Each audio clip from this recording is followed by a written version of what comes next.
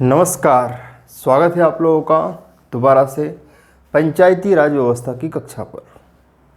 और आज हम लोग पंचायती राज व्यवस्था में एक बेहद ही डिमांडेड टॉपिक जिसका नाम है बलवंत राय मेहता समिति। तो पहला प्रश्न तो यहीं से बनता है कि बलवंत राय मेहता समिति का संबंध किससे है।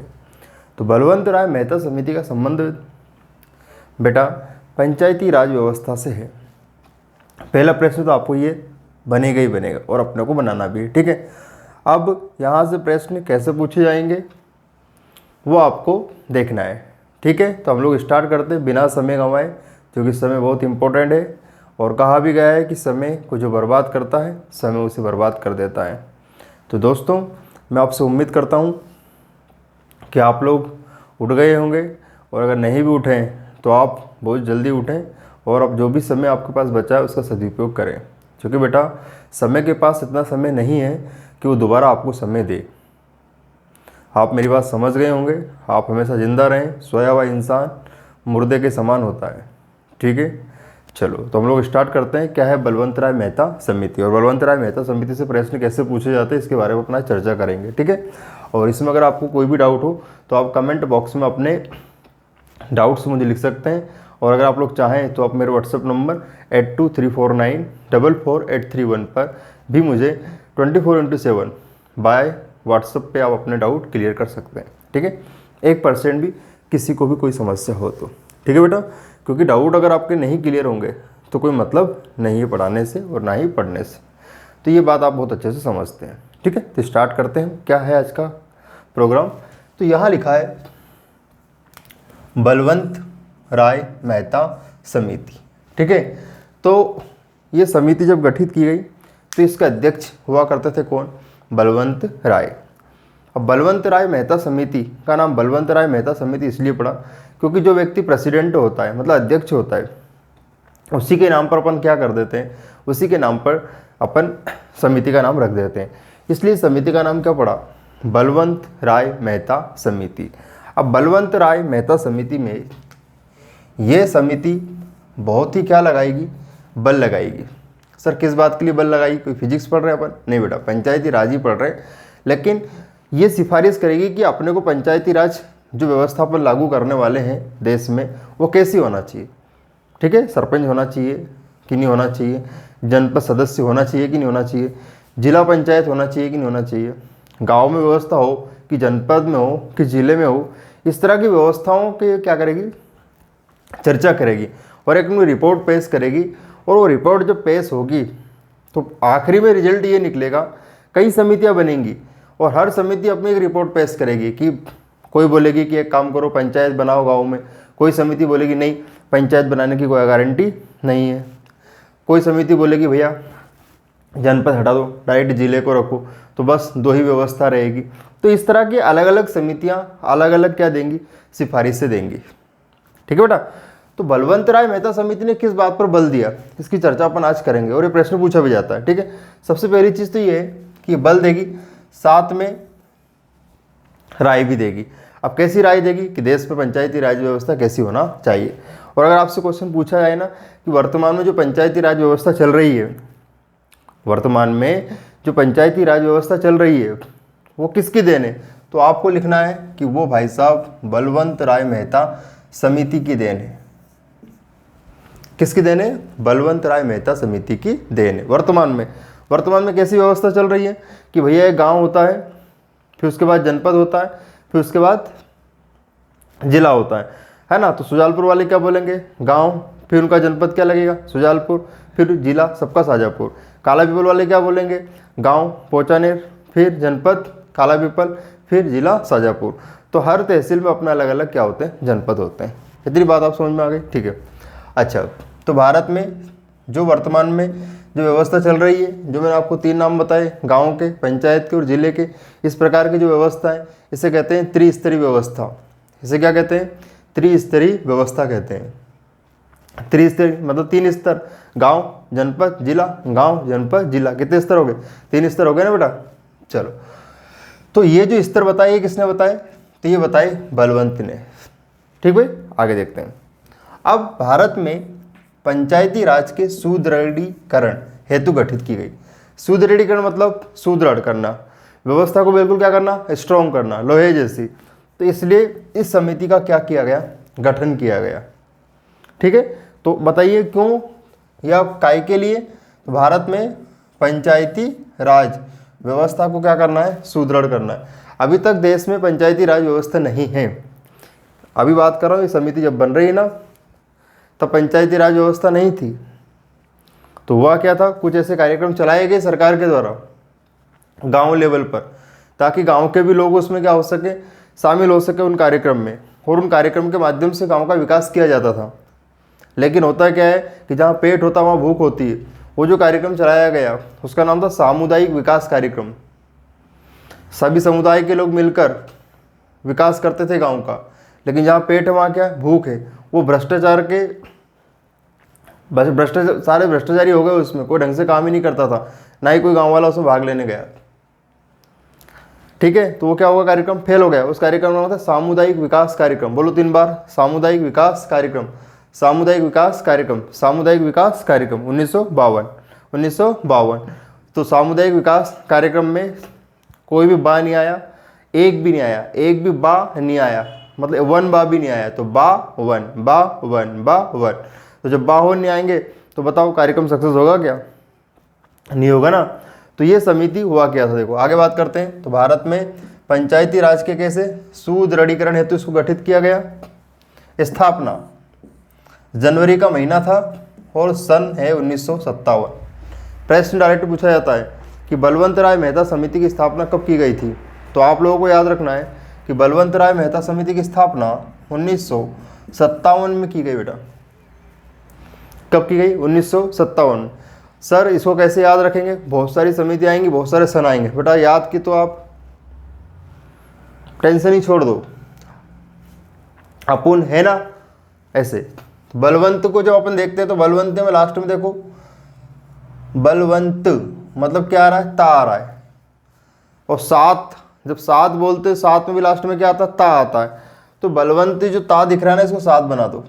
और देखो इसमें भी क्या है, सात आया। ठीक है, तो इतना याद रखना है अपने को कि बलवंत राय मेहता समिति की स्थापना कब हुई, 1957 में की गई। 2-3 बार बोलोगे रट जाएंगे। ठीक है, भारत में पंचायती राज व्यवस्था का वास्तुकार किस समिति को कहा जाता है, या शिल्पकार किस समिति को कहा जाता है। तो बेटा आपको लिखना क्या, बलवंत राय मेहता समिति।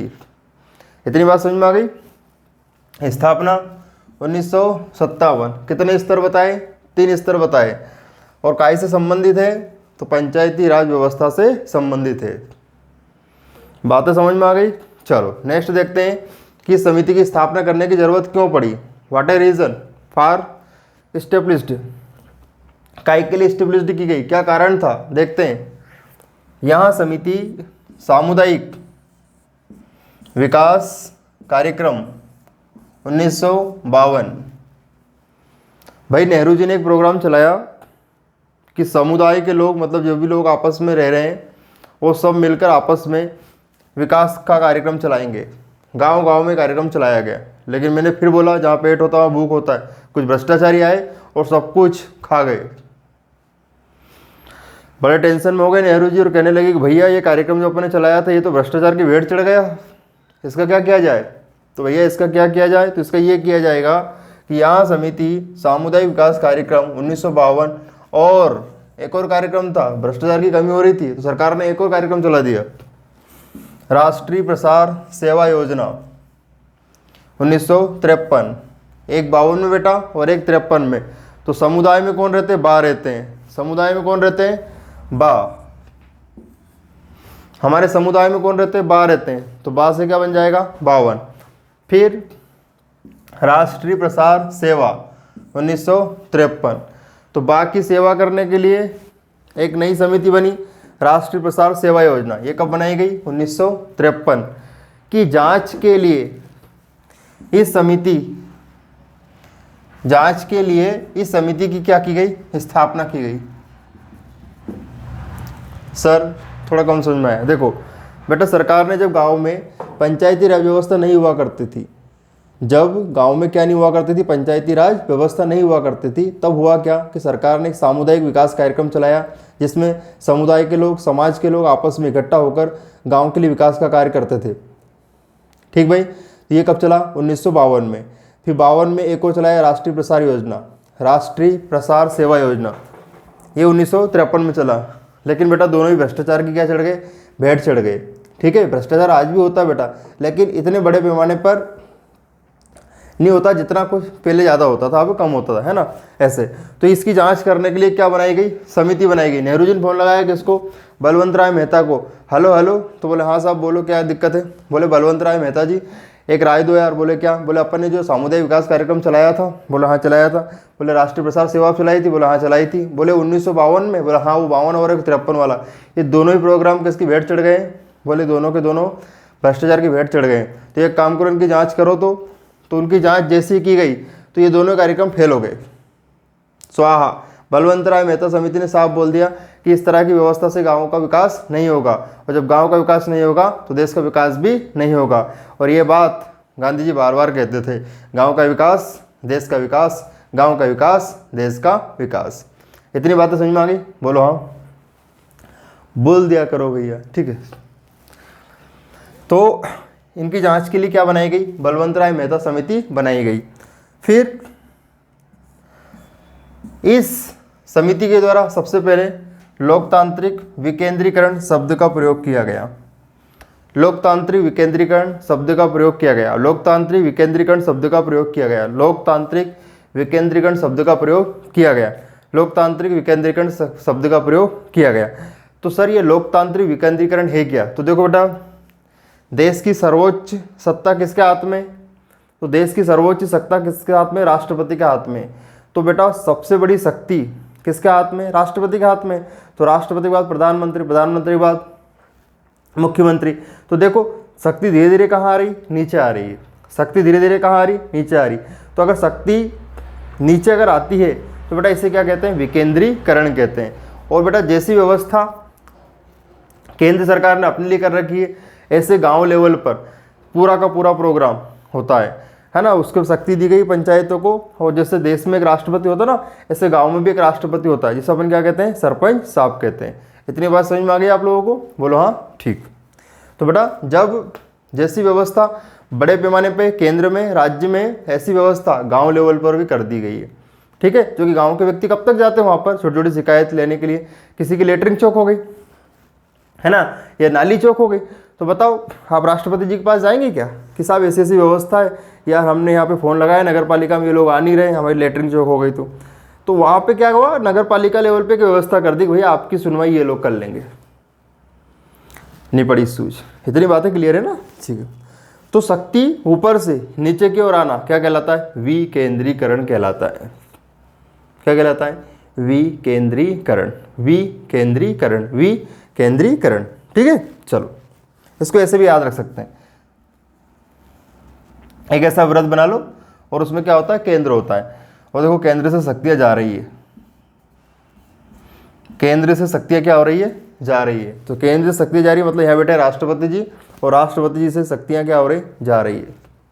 प्रधानमंत्री जी के पास चली गई, मुख्यमंत्री के पास चली गई, सबको क्या दे दी? शक्ति दे दी। जाओ जी लो अपनी ज़िंदगी, कर लो जितना तुमसे हो जाए उतना कर लो। 7 पुश्ते खाई इतना कर लेना 5 साल में, बाकी थोड़ा बहुत दूसरों के लिए छोड़ देना। ठीक है, चलो ऐसा, इसे क्या कहते हैं? विकेंद्रीकरण। इतनी बात समझ में आ गई? बोलो हाँ।